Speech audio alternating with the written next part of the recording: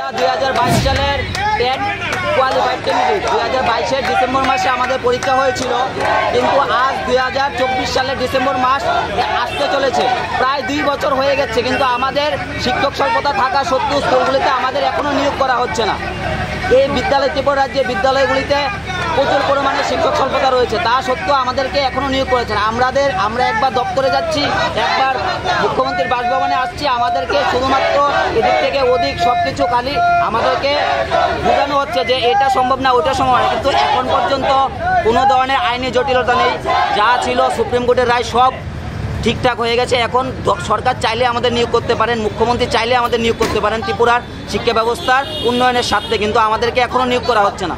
কেন নিয়োগ করা হচ্ছে না এ নিয়ে আমরা কিছু বলতে পারছি না। এটা একমাত্র আমাদের মাননীয় মুখ্যমন্ত্রী স্যারই বলতে পারবেন। মুখ্যমন্ত্রীর সাথে কি দেখা করেছেন? আমরা অ্যাপয়েন্টমেন্ট দিয়েছি 12 থেকে 15 বার। স্যার আমাদের সাথে দেখাও করছেন না, আমাদের সম্পর্কে কিছু বলছেনও না। কষ্টে তো তখন লাগে যখন স্যার দেখি আমরা যে বিভিন্ন অনুষ্ঠানে স্যার অনেক কিছু উদ্বোধন করতে যান, সময় আছে স্যারের কাছে। তারপর ত্রিপুরা যে ইউটিউব কন্টেন্ট ক্রিয়েটর আছে ওনাদের সাথে দেখা করতে যান, সময় আছে। আমাদের সাথে দেখা করার ক্ষেত্রে স্যারের সময় নেই। আমরা বুঝতে পারছি না কেন এরকম করছে স্যার আমাদের। আপনারা কি চান? আমরা চাই অতি সত্বর জন্য আমাদের নিয়োগ করা হোক, আর ত্রিপুরা শিক্ষা ব্যবস্থার মানকে উন্নয়ন করার লক্ষ্যে আমাদের নিয়োগ করা হোক। শুধু ঘুরতে আসি স্যার, আমরা সাথে একবারও দেখা করেন না মুখ্যমন্ত্রী স্যার। অপরাধ করছি স্যার,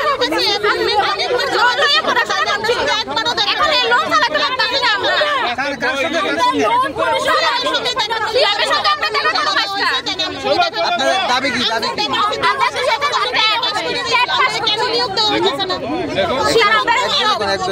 তোমরা আমাদের কথা শোনার সুযোগ তো দিতে হবে না? চলো চলো চলো।